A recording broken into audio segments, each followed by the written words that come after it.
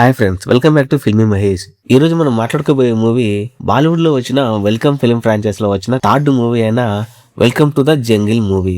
So ఈ movie ఎలా ఉందనేది ఎలాంటి సోది లేకుండా పక్కా హానెస్ట్ రివ్యూ తెచ్చేస్తాను. చలో ముందుగా కథ విషయానికి వస్తే, బ్లాక్ మనీని వైట్ మనీగా మార్చుకోవడానికి ఒక బిజినెస్ మ్యాన్ ఫ్లాప్ సినిమా తీయాలని ప్లాన్ చేస్తాడు.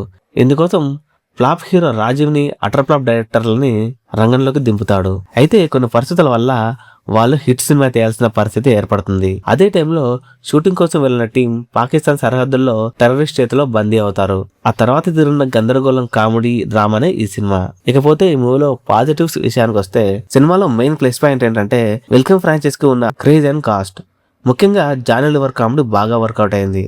అక్షయ్ కుమార్ తన మార్క్ కామెడీతో ఆకట్టుకున్నాడు. సెకండ్ హాఫ్ లో వచ్చే కొన్ని సెంటిమెంట్ సీన్లు కూడా బాగున్నాయి. ఇవి వచ్చేసి ఈ మూవీలో ఉన్న పాజిటివ్ పాయింట్స్.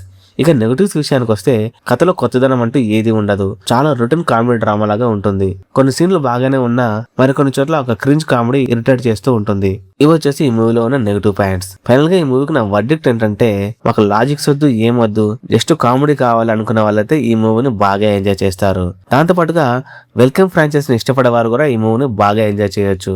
ఈ మూవీకి నా రేటింగ్ వచ్చేసి 2.5/5. మరి మీరు ఈ మూవీ చూసారా? చూస్తే మీకు ఎలా అనిపిస్తుందో కింద కామెంట్ బాక్స్ లో మెన్షన్ చేయండి.